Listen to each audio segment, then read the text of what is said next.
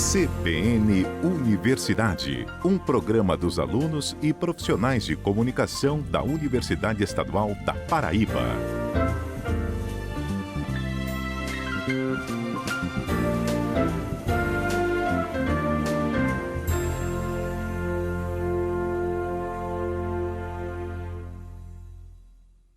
Bom dia, pessoal. Estamos começando o CBN Universidade deste sábado. Eu sou Litália Barros e até às 10 horas da manhã você fica sintonizado aqui na 103.5 e por dentro do que é notícia na Universidade Estadual da Paraíba. Neste programa vamos discutir um pouco sobre o Dia da Consciência Negra. E você, ouvinte do CBN Universidade, sabe que esta é uma parceria entre a Coordenadoria de Comunicação da UEPB e a Rádio CBN Campina. E já vamos trazer o que é destaque no programa de hoje. 20 de novembro de 2022 é o Dia da Consciência Negra. Essa data é em alusão à morte de Zumbi dos Palmares, representante da luta dos ex-escravizados pela liberdade. Neste programa a gente fala sobre a data e as questões raciais no Brasil. Luciano Nascimento participa com a gente aqui no CBN Universidade e também traz reflexão. Na coluna de hoje, Dia da Consciência Negra no Brasil. Você vai conhecer a iniciativa do projeto Vozes por Trás da Montanha, que levou o ensino de inglês para a comunidade quilombola em Alagoa Grande. O quadro Português Sem Segredos também é em alusão ao Dia da Consciência Negra e traz um pouco sobre a influência africana na língua portuguesa. A entrevista deste sábado é com a professora do Departamento de Ciências Sociais da UEPB, Cristiane Nepomuceno, e ela conversa com a gente sobre essa data tão importante e os desafios da comunidade negra na atualidade. E ainda a representatividade negra na Universidade Estadual da Paraíba. Fica sintonizado com a gente que nosso programa está apenas começando.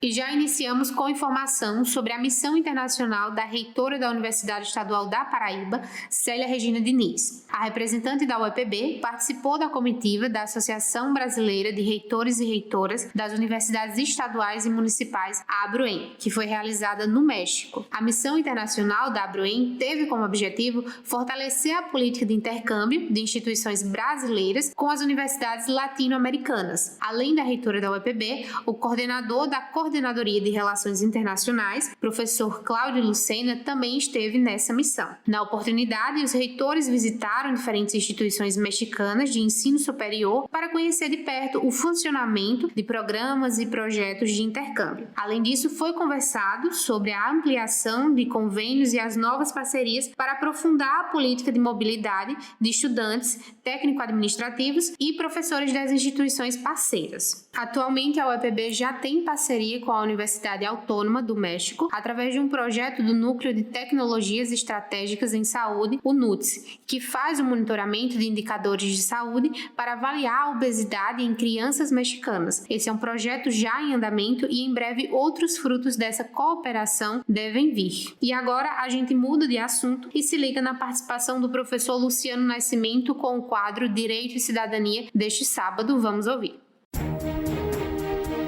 Direito e Cidadania, com Luciano Nascimento.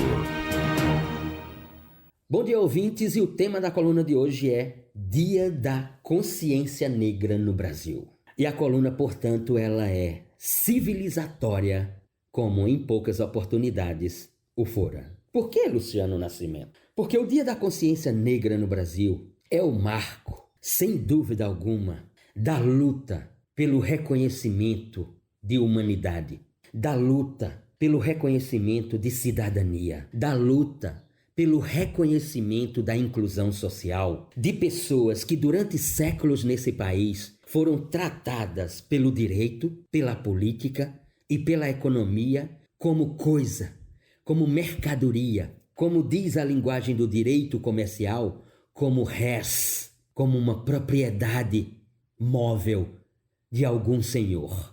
Durante os 388 anos de escravidão vigente neste país, o povo negro, a pessoa negra, o humano negro foi tratado como res, como mercadoria, pelo direito constitucional e infraconstitucional, pela economia e pela política da República Constitucional brasileira, pela ideia do constitucionalismo monárquico brasileiro, a escravidão que durou até 1888 observou no povo negro, na pessoa humana negra, uma oportunidade de negócios e não de civilidade, não de humanidade, não de inclusão social. Mas todos podem se perguntar, e por que a consciência negra, ou o Dia da Consciência Negra, Luciano, no Brasil, se dá no dia 20 de novembro e não no dia 13 de maio? Porque o dia 13 de maio, Luciano, o dia 13 de maio de 1888 é o dia da publicação da Lei Áurea pela princesa Isabel, que, portanto, concedia a liberdade aos negros. Finalmente, o esgotamento, o cancelamento de um sistema escravagista na realidade sociológica, política, econômica e jurídica do Brasil. Por que não 13 de maio? Ora, 13 de maio já significou, sim, o Dia da Consciência Negra no Brasil. Mas alguém que eu digo de forma coletiva, conseguiu observar que o que importava não era a concessão da liberdade, mas sim a luta pela liberdade. Os negros no Brasil não queriam uma liberdade concedida, mas uma liberdade conquistada. E por isso, o dia 20 de novembro, a partir do ano de 2003, passa a ser o Dia da Consciência Negra no Brasil. Por quê? Porque 20 de novembro é o dia da morte de Zumbi dos Palmares. O líder, o organizador mais longevo da ideia de resistência no Quilombo dos Palmares, no estado de Alagoas, a sua resistência, a resistência daqueles coordenados por ele, liderados por ele, aos portugueses e a sua política de matança do povo negro, assim como fora do povo indígena. Em 1678, Zumbi sobe ao morro em Palmares, em Alagoas, para construir uma resistência aos portugueses. Por 20 anos, esse povo negro liderado por Zumbi resistiu aos portugueses e à sua política de matança. Em 20 de novembro de 1695, Zumbi é morto no Quilombo dos Palmares. O quilombo mais longevo da história da resistência à dominação portuguesa no Brasil. Portanto, aquela ideia primeira do dia da assinatura da Lei Áurea pela princesa Isabel como regente do Império do Brasil, porque D. Pedro estava na Europa para um tratamento de saúde, ela é abandonada, definitivamente abandonada. Porque o Dia da Consciência Negra no Brasil não pode ser um dia da consciência sobre a concessão de uma liberdade, mas sim sobre a conquista da mesma. Os negros no Brasil não querem receber uma liberdade, eles querem o reconhecimento de luta e de conquista dessa liberdade com o fim da escravidão, e não apenas com um dispositivo normativo denominado de Lei Áurea. A liberdade tem que ser conquistada. Em 1971, um grupo de estudantes em Porto Alegre levantam essa bandeira e dizem: não queremos o reconhecimento da concessão da liberdade, queremos o reconhecimento da conquista da liberdade. Afinal de contas, os negros são a maioria da população no Brasil e, portanto, 1971 aparece como o marco dos movimentos negros no Brasil, homenageando a resistência de Zumbi e de todo o Quilombo dos Palmares no estado de Alagoas. Então, em 2011, aparece a Lei 12.519, que simplesmente redesenha a ideia da consciência negra no Brasil. E um projeto de lei no Senado, de número 482, em 2017, do senador Randolfo Rodrigues, do partido A Rede pelo estado do Amapá, fixa as estacas definitivas na ideia da consciência negra no Brasil. A partir de 2003, portanto, o dia 20 de novembro passa a ser o Dia da Consciência Negra no Brasil. Ah, um feriado nacional, Luciano? Não porque o nosso estágio civilizatório, porque a nossa coragem política, porque a nossa ideia de organização jurídica ainda não chegou a esse estágio de termos um dia de feriado nacional em homenagem à consciência negra. O feriado ele é determinado por uma estrutura legislativa. Mais de 1.000 cidades no Brasil comemoram o dia 20 de novembro como o Dia da Consciência Negra. E tantos outros municípios. E nós temos como feriado proclamado por decretos estaduais em estados como Alagoas, como Mato Grosso, como Amazonas, como Rio de Janeiro. Ora, a luta dos negros não se encerra no dia 20 de novembro neste país, porque a comunidade negra ainda recebe os menores salários no mundo do emprego e do trabalho, porque os índices de desemprego atingem maiormente a população negra, porque as formas de violência, como por exemplo no CVLIs, nos crimes violentos, letais, intencionais neste país, ainda está direcionadas à comunidade negra. E portanto, não nos esqueçamos. A subrepresentação política nas câmaras de vereadores, nas assembleias legislativas, na Câmara Federal e no Senado da República ainda é identificado na comunidade negra. Eles são ainda a minoria absoluta na representatividade do sufrágio popular neste país. Muito bem. O Brasil e os negros.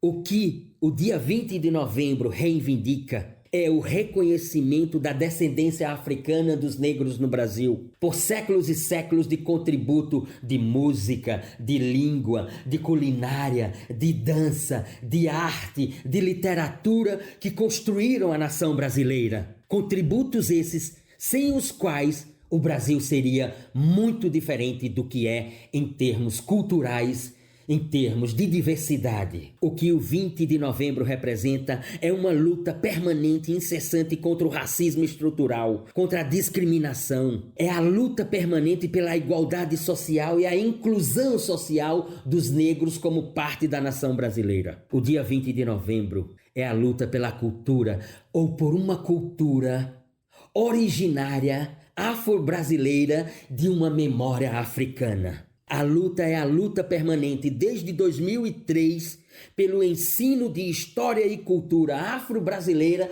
nas nossas escolas, às nossas crianças, aos nossos adolescentes, do ensino básico, do ensino fundamental, do ensino médio. É o reconhecimento de todo o contributo desse povo na nossa formação cívica, cultural, histórica e civilizatória.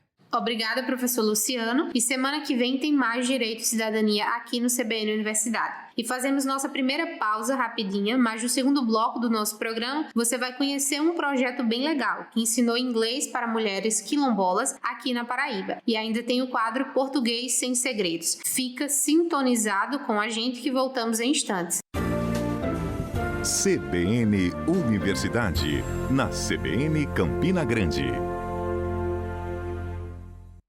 Voltamos com o CBN Universidade deste sábado, este programa que teve a produção de João Cardoso e está sendo apresentado por mim, Litália Barros. E seguimos com mais informações por aqui. E falando sobre a 4ª edição 2022 da Agrotec, que é promovida pela Escola Agrícola Assis Chateaubriand, no Campus 2 em Lagoa Seca, em parceria com o Centro Tecnológico de Agroecologia e Produção Orgânica. O tema trabalhado este ano é a agricultura e sustentabilidade. O evento será realizado entre os dias 23 e 25 deste mês, no Centro de Ciências Agrárias e Ambientais da UEPB. Na programação estão previstas palestras, mesas redondas, minicursos, exposição de máquinas e mantimentos agrícolas, exposição de animais e ainda produtos agroindustriais. Uma feira de artesanato também deve ser montada para que os artesãos possam mostrar os trabalhos. A iniciativa é voltada para alunos dos cursos de agronomia, agroecologia e técnico de agroindústria e agropecuária, bem como para os produtores rurais da região de Lagoa Seca. A Agrotec é espaço para mostrar à sociedade as pesquisas, os projetos e as tecnologias desenvolvidas na UEPB. O evento é aberto ao público e de graça. A gente muda de assunto para falar sobre o projeto de extensão As Vozes por Trás da Montanha, que foi desenvolvido pela UEPB com a comunidade quilombola de Caiana dos Crioulos, na cidade de Alagoa Grande, aqui na Paraíba. A iniciativa permaneceu por 2 anos acompanhando um grupo de mulheres no desenvolvimento de habilidades orais da língua inglesa. Quem nos conta detalhes dessa experiência é a professora Karine Soares, do Departamento de Letras em Inglês, que abraçou a ideia da aluna e coordenou o projeto de extensão. Vamos ouvir. A grande responsável,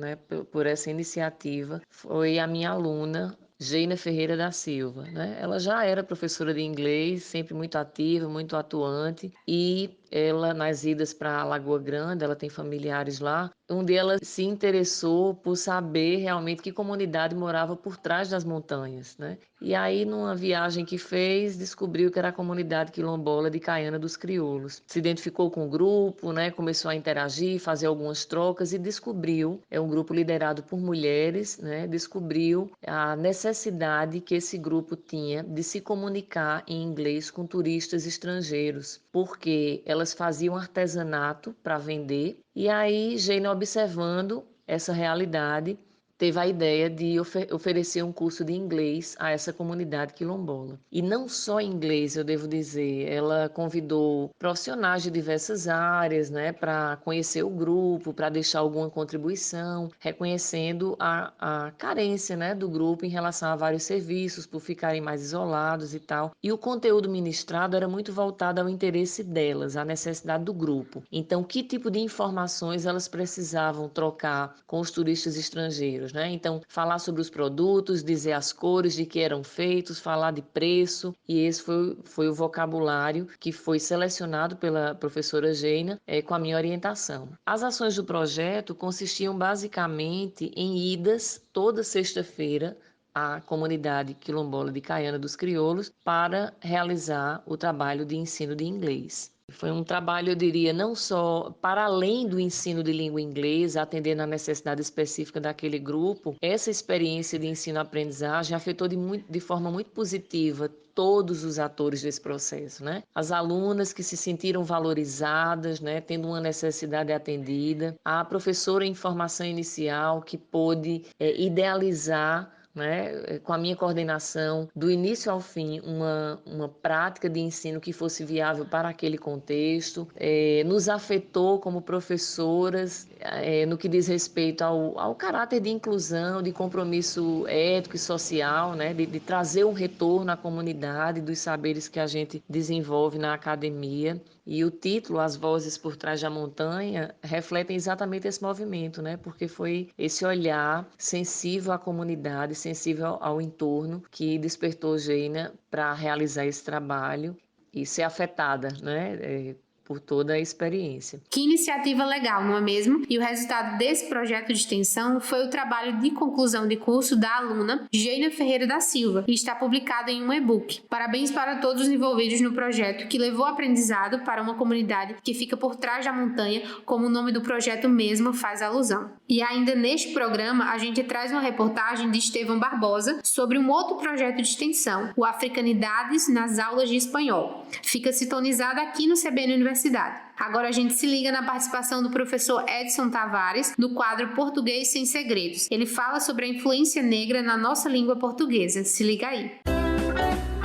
Português Sem Segredos, com Edson Tavares.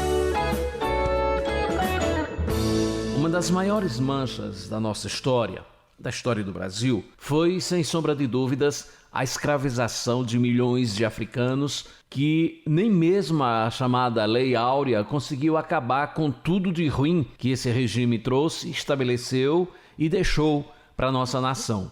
O preconceito, o racismo, a perseguição contra o povo negro ainda é uma vergonha em nossos dias. Não obstante o que esses homens, mulheres e crianças sofreram para construir nosso país. Hoje eu quero falar sobre um dos muitos legados com que os negros africanos contribuíram para a nossa cultura. E vou tratar da herança linguística dos africanos. Palavras hoje utilizadas no dia a dia que têm sua origem em línguas e dialetos de África, chegados aqui junto com os escravizados.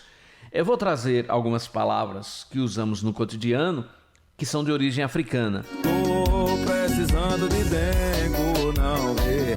A primeira palavra é dengo, aquela manha infantil, mas que pode também ser sinônimo de meiguice. Pois bem, dengo é uma palavra de origem banta, do Congo, Angola e Moçambique, e é um pedido de aconchego em meio a uma grande aflição. Te faço um cafuné quando tu for dormir. Outra palavra que usamos bastante e que curtimos muito receber é cafuné, que vem do idioma quibundo.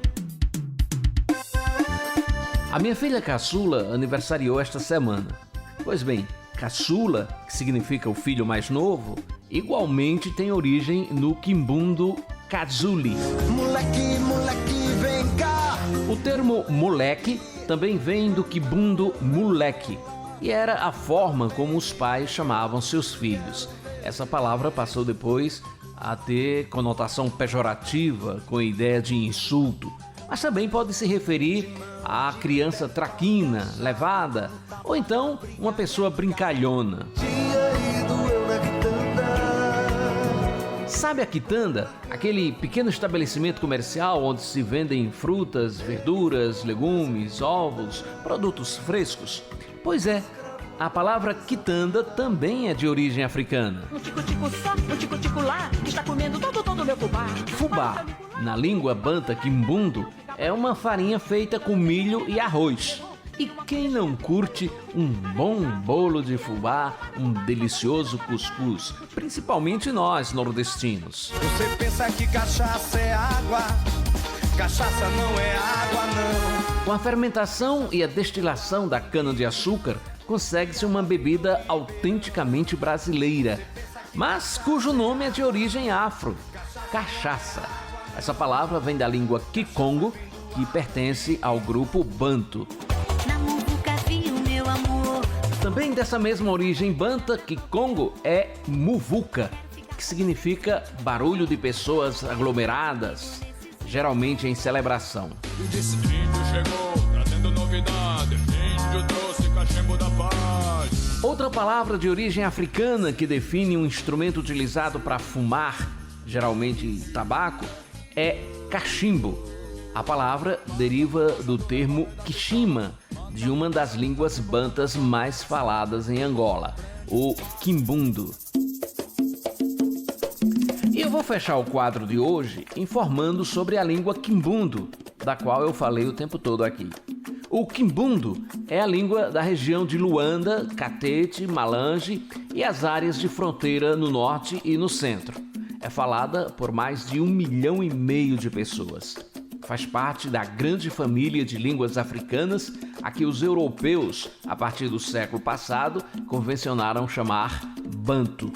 É uma das línguas que mais conviveu e interagiu com o português na criação de palavras do nosso dia a dia. Por isso, e por tudo que essa gente negra maravilhosa é e representa para o nosso país, respeite esse povo, viu? Obrigada, professor Edson Tavares. E no próximo sábado tem mais Português Sem Segredos para você, ouvinte da CBN Campina, a rádio que toca notícia. E vamos de intervalo rapidinho. Daqui a pouco a gente volta com uma conversa com a professora da UEPB, Cristiane Nepomuceno, falando sobre o Dia Nacional da Consciência Negra. É rapidinho. CBN Universidade, na CBN Campina Grande.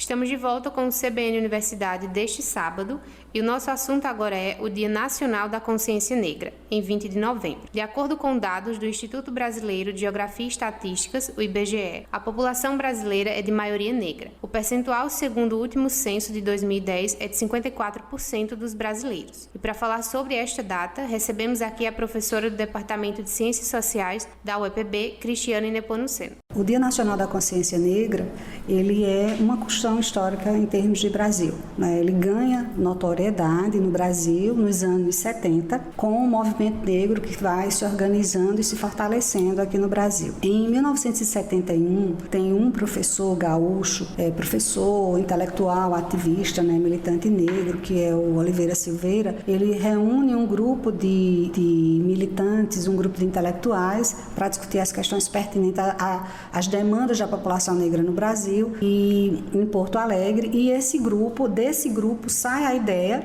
de ter um dia alusivo à discussão, aos debates, né, e à comemoração da população negra, das demandas da população negra no Brasil. E aí o dia escolhido é o dia 20 de novembro, que é o dia da morte de Zumbi. Zumbi é assassinado em 20 de novembro de 1695 e ele é o símbolo da resistência e luta do povo negro brasileiro. Então essa data ela é muito significativa em decorrência do que significa significa, né, Zumbi para a história da população negra brasileira. Então essa ideia ela vai ganhando corpo, né, ela vai se fortalecendo ao longo desse processo, ganha mais engajamento com a criação do Movimento Negro Unificado em 1978, né, de como esses movimentos eles vão confluir para a Convenção Nacional da população negra, né, para discutir as demandas específicas que deveriam ser contempladas na Constituição de 1988, considerando que 1988 era 100 anos da abolição. Então, muitas demandas da população negra precisavam ser consideradas num momento tão significativo da história do Brasil, que era a consolidação, né, política de um novo modelo de sociedade. E aí esse movimento ele vai sendo um movimento que vai repercutindo, né, uma série de conquistas, mas essa conquista definitiva ela só vai acontecer em janeiro de 2003. 9 de janeiro de 2003, é uma das primeiras ações do então presidente Luiz Inácio Lula da Silva. Ele assina a Lei 10.639 e essa lei ela torna obrigatório o ensino de história e cultura africano e afro-brasileiro em toda a educação, todos os níveis da educação brasileira, e mais ainda, institui o dia 20 de novembro como um dia de comemoração no calendário das nossas escolas. Qual a importância desse Dia da Consciência Negra? É um momento onde a gente vai pautar as demandas da população negra. Primeiro, quando a gente está trabalhando com essa ideia de consciência, a primeira consciência é, a princípio, discutir isso coletivamente, toda a sociedade brasileira, sentar, na verdade, são questões que precisam ser pensadas ao longo de todo o ano, né? Não tem um tempo específico para a gente pensar, mas só que essa data em especial, ela é uma data onde a gente assume esse compromisso, né, de agenda para que a gente possa pautar todas as demandas da população negra. E aí, quando a gente está trabalhando com a ideia da consciência, é exatamente a ideia da consciência histórica, a princípio, né, no primeiro momento. A consciência de que a sociedade brasileira, ela resulta de um processo extremamente perverso, que é 3 séculos e meio da sua existência dedicada à exploração e à submissão, né, que foi o que a escravidão ela levou em termos de trabalho. E aí essa consciência histórica do processo de formação da sociedade brasileira, ela vai nos ajudar a entender o lugar social onde a população negra se encontra hoje, né, como consequência disso. Então, a gente tem o tempo inteiro que ter consciência do passado para que a gente consiga compreender o presente e como é que esse presente se organiza. Com relação a políticas públicas, quais os pontos de avanço e quanto ainda precisamos avançar? A gente tem, em termos de Brasil, 5 séculos de existência. 3 séculos e meio dessa existência foi no formato de um regime escravocrata.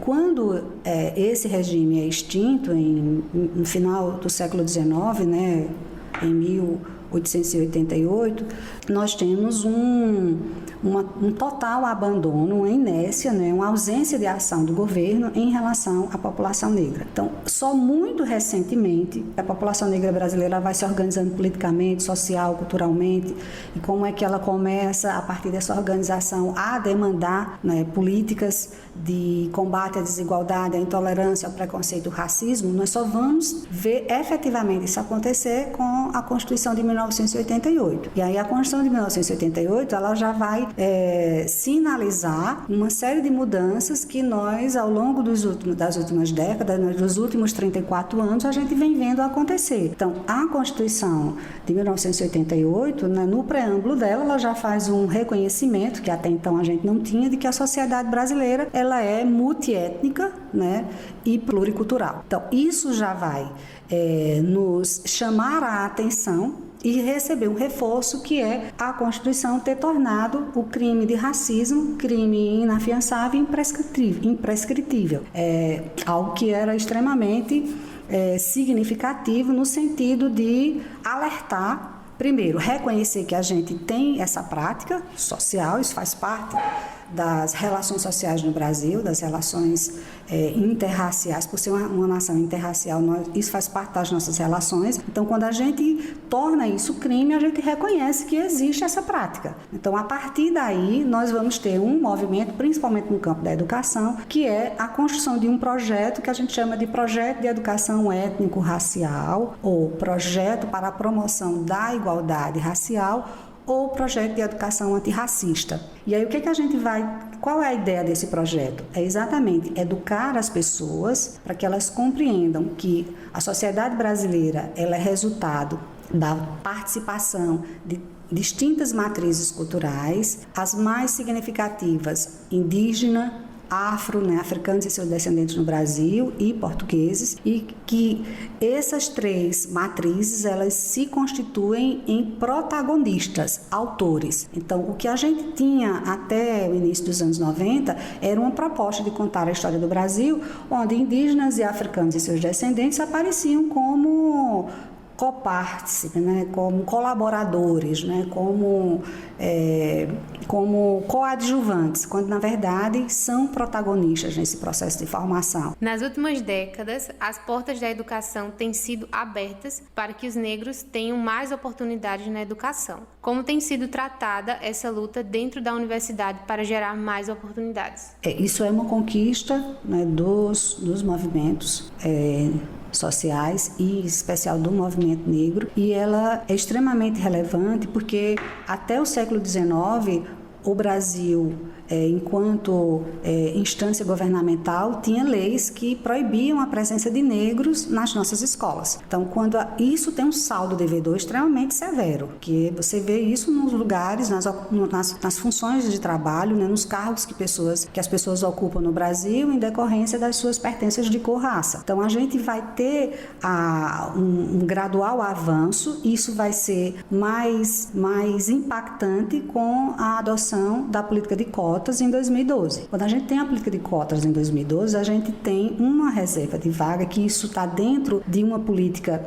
de equiparação de direitos, né, de promoção de igualdade racial, que é a reparação social. Essa política ela é centrada em 3 eixos, que é o reconhecimento, né, que é a consciência histórica do negro e da negra no processo de formação da sociedade brasileira, a valorização e a reparação, que vai repercutir nas políticas públicas afirmativas. Então, a política de cotas, ela é um pagamento de uma dívida histórica. A UEPB, esse ano, ela é uma universidade, nós somos uma universidade cotista há muitos anos, mas só a partir desse ano é que nós pegamos nossas cotas e transformamos essas cotas a partir das demandas específicas, dentre elas as demandas étnico-raciais. Então, a gente tem uma política de atenção à população negra brasileira que vai, no futuro, ser revertida em ganhos para toda a população.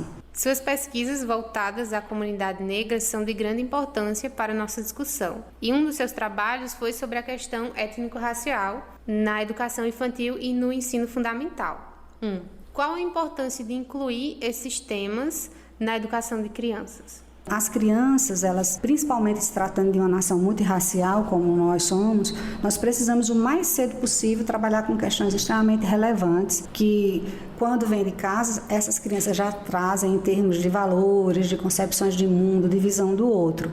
Então, o racismo, ele está presente em todas as nossas relações, independente da idade. Então, quanto mais cedo nós começarmos a trabalhar com as crianças, por exemplo, em relação à história da população negra, personagens e personalidades da nossa história, negros e negras que contribuíram no processo de resistência e luta para que nós chegássemos até aqui, sendo a maioria da população negra, a significativa contribuição da população negra, por exemplo, a nossa língua tem mais de 20% dela de contribuição do quimbundo. Então, como é que a gente não trabalha isso com as crianças? Palavras básicas do nosso cotidiano, que são palavras de origem africana, cafuné, cochicho, né? Uma enormidade de palavras que fazem parte do nosso vocabulário e que a gente não trabalha a origem dessas palavras, como foi que essas palavras chegaram até nós. E aí a gente pode trabalhar isso em história, em geografia, em português, em ciência, né? Toda a nossa forma de organização, as nossas relações familiares, como é que elas recebem recebe influência de todos esses povos. Então, trabalhar uma questão fundamental, que é a forma como as marcas fenotípicas, elas são extremamente definidoras da forma como as relações sociais se constroem na sociedade brasileira. Então, desde cedo, valorizar a estética negra, mostrar que, se tratando de uma sociedade miscigenada, né, e de predominância afro em sua formatação cultural e biológica, que nós precisamos nos livrar dessas mazelas históricas, né, dessas concepções extremamente equivocadas sobre o outro, que definem quem você é pela tonalidade de sua pele, né, pela cor da sua pele. Então, trabalhar com eles as pertenças de cor, raça, trabalhar com as manifestações festivas, a cosmologia africana. Então, tudo isso de maneira lúdica a gente pode começar a fazer o mais cedo possível. E essas crianças começarem a se ver numa perspectiva de valorização. Em relação às perspectivas futuras, podemos dizer que há avanços relacionados a essa consciência contra o racismo? Sim, com certeza. É muito difícil a gente dimensionar, né, mensurar o quão nós já avançamos, mas o que é fato é que nós avançamos sim. Nós já temos, inclusive, significativa parcela da população brasileira compreendendo que o combate ao racismo não está relacionado à pertença de cor, raça dessa pessoa. É muito maior do que isso. E uma série de políticas, né, que vão sendo implementadas de 2003 para cá tem contribuído imensamente para isso. Inclusive, se refletindo nesse número inicial, né, que você fala do relatório do IBGE de 2010, que a gente teve uma atualização em julho desse ano, né, em julho de 2022, à medida que o nosso relatório, o de 2020, ele está atrasado, mas que mostra já que a população brasileira já se autodeclara, né, preta e parda. 56% da população brasileira se declara preta e parda, né, população negra. Então, isso é reflexo de todo um conjunto de políticas que permite que essa população, assim se reconhecendo, também faça a contrapartida das exigências, que é o quê? Ser respeitada e ser considerada em suas demandas, né? Que seus direitos sejam garantidos. E um desses direitos é ser tratado com dignidade, independente da sua pertença de cor, raça. Obrigada, professora. Eu que agradeço. E vamos fazer mais uma pausa aqui no nosso programa, mas fica sintonizado aqui com a gente que voltamos rapidinho. Até já. CBN Universidade, na CBN Campina Grande.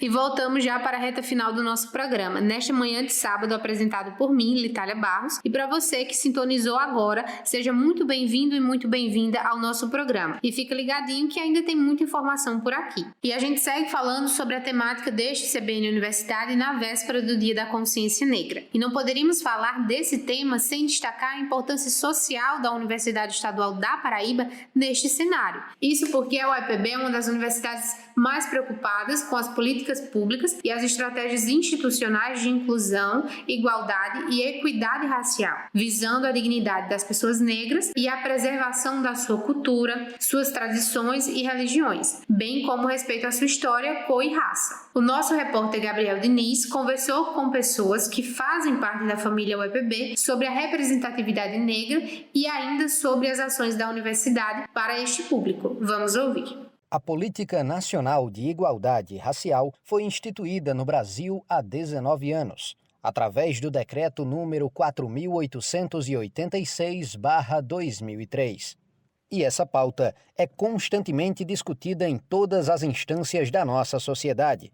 No ambiente acadêmico não é diferente. A busca por direitos iguais entre raças é uma bandeira levantada nacionalmente. Essa luta começa com a implantação das cotas, que garantem vagas especialmente destinadas a pessoas negras. A vice-reitora da UEPB, mulher negra, que subverteu as barreiras impostas pela desigualdade racial, Ivonildes Fonseca, falou sobre as ações realizadas na instituição para garantir a promoção de políticas de igualdade racial. Segundo ela, a UEPB reformulou a política de cotas, ampliando de cotas sociais para cotas com maior diversidade em que estão inclusas as pessoas negras. Nesta nova modalidade, então, a UEPB aprovou as cotas direcionadas para pessoas negras, pessoas indígenas, pessoas ciganas, pessoas transexuais, compreendendo transexuais, travestis e transgêneros, pessoas com deficiência, pessoas quilombolas e também estudantes que tenham cursado integralmente o ensino médio em escolas públicas ou pessoas que tenham cursado o ensino médio integral em escolas privadas com bolsa de estudo integral. Ivonildes explica ainda que essas políticas são importantes, uma vez que os negros tiveram, historicamente, o direito de estudar negado por muitos anos, seja no Brasil Império, em que existiam leis com essa determinação, ou no Brasil República, em que o Estado não conseguiu garantir condições de acesso à educação para as pessoas negras, principalmente as mais pobres. Para ela, as ações são essenciais para garantir a igualdade nas relações de trabalho da nossa sociedade. É uma oportunidade para que nós tenhamos uma mudança na estrutura da sociedade, né? Essa estrutura que, inclusive, nós temos uma visibilidade muito forte em cima da questão do trabalho, né? Mas nós vamos mudar também, né, todo um cotidiano dessa sociedade. E a gente costuma dizer que o racismo ele é estruturante de todas as relações sociais no Brasil. Então, a gente, com essas cotas também, a gente começa a abalar, né, esse pilar que se chama racismo. No último levantamento de estudantes por raça-cor, feito na UEPB em 2019, mais de 45% dos estudantes se declaravam negros na instituição, sendo maioria entre os grupos de pessoas que assinalaram a autodeclaração de raça. A UEPB, além de promover acesso à sala de aula, também tem assegurado a presença importante e representativa de pessoas negras nas posições de destaque. No concurso para docentes, que está com edital aberto, 10 vagas foram reservadas para professores negros. E, assim como a vice-reitora, inúmeros professores e assistentes administrativos, além de coordenadores negros, estão atuando na universidade. É o caso do doutor em Controladoria e Contabilidade, Mamadou Dieng. Ele é natural do Senegal e está no Brasil há 25 anos, onde constituiu toda a sua formação acadêmica. O professor do curso de contabilidade atua na UEPB há 15 anos. Ele falou um pouco sobre a sua visão a respeito das políticas de representatividade negra adotadas pela UEPB. Ela é uma instituição que tem umas políticas de representatividade que constam nas suas resoluções, né? Na sua cultura, né? Cultura institucional, sem dúvida, né? Eu, ao longo desse tempo que eu estou na instituição, né? Tanto na gestão da professora Marlene, na gestão do professor Júnior, né? E agora na gestão da professora Célia Regina, o que eu posso observar é que, ao longo, a Universidade Estadual pode ser representada até, considerado, aliás, como um modelo, né, de uma universidade que promove a inclusão, né, a inclusão racial, social, etc. O professor Mamadou fez também uma avaliação sobre como se dá a questão do respeito e tratamento igualitário para com ele e outros colegas por parte da instituição. A universidade, ela sempre foi um espaço, né, que eu tive a oportunidade de me desenvolver, né?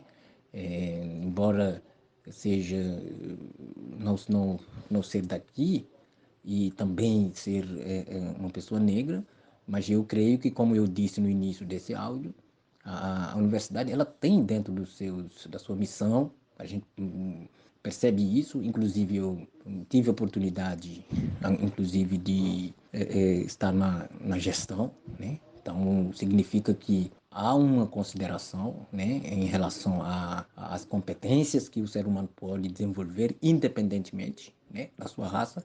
Isso para mim está bem colocado, tanto por parte de colegas como por parte da própria administração, né? Posso afirmar categoricamente que a universidade tem uma política de representatividade muito bem definida em todos os seus setores, né? Nos conselhos, isso é bem forte. É uma universidade que plural, né? Uma universidade que prega, né, a diversidade, que promove a inclusão. Outro exemplo dessa política de igualdade na instituição é o do servidor Josenildo Lima. Ele que é filho de trabalhador rural e estudou na UEPB na graduação e na pós-graduação. Josenildo começou a trabalhar em 2008 como encarregado de divisão administrativa, virou assessor administrativo e hoje atua como pró-reitor adjunto da Pró-Reitoria de Gestão de Pessoas. Mostrar mais visibilidade para os nossos jovens negros e negras e que eles busquem seguir seus sonhos, né, na esperança de mudar de vida. E hoje estou aqui na UEPB trabalhando por mais representatividade, por mais igualdade, por mais qualidade de vida para a nossa população, os nossos estudantes, os nossos servidores.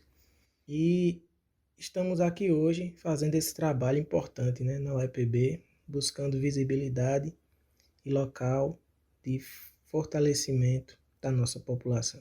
Gabriel Diniz, para o CBN Universidade. Obrigada, Gabriel. E o pró-reitor de Cultura da UEPB, José Cristóvão Andrade, trouxe uma reflexão sobre o universo da cultura negra, que tem avançado para outros grupos através dos movimentos de resistência. Vamos ouvir.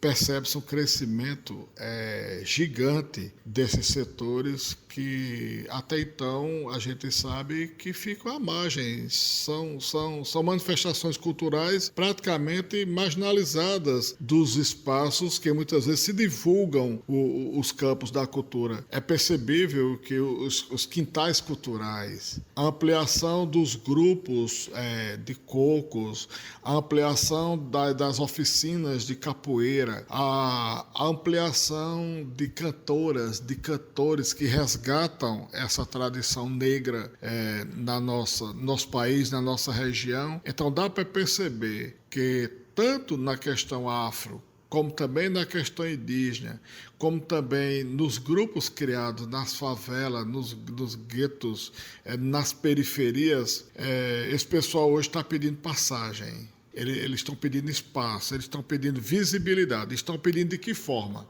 Na forma de resistência. São os próprios grupos que estão na rua fazendo a resistência acontecer. Quem ganha com isso é a nova geração de crianças e jovens que estão tendo a possibilidade de conhecer essas manifestações culturais que até então eles talvez se tivesse visibilidade só lá na comunidade onde participam. Hoje, as escolas, as universidades, os festivais, os encontros já conseguem fazer isso. A cultura, ela vem de forma ainda de muita resistência, fazendo acontecer essas manifestações. A experiência mostra que os movimentos de luta de combate ao racismo, hoje eles estão percebendo que tem que estar presente em todos os setores da sociedade. E assim a gente encerra o CBN Universidade deste sábado. Agradecemos sua companhia. O programa deste sábado teve apresentação minha, Litália Barros, com produção e reportagens de João Cardoso, Estevão Barbosa e Gabriel Diniz. Edição de Isis Coelho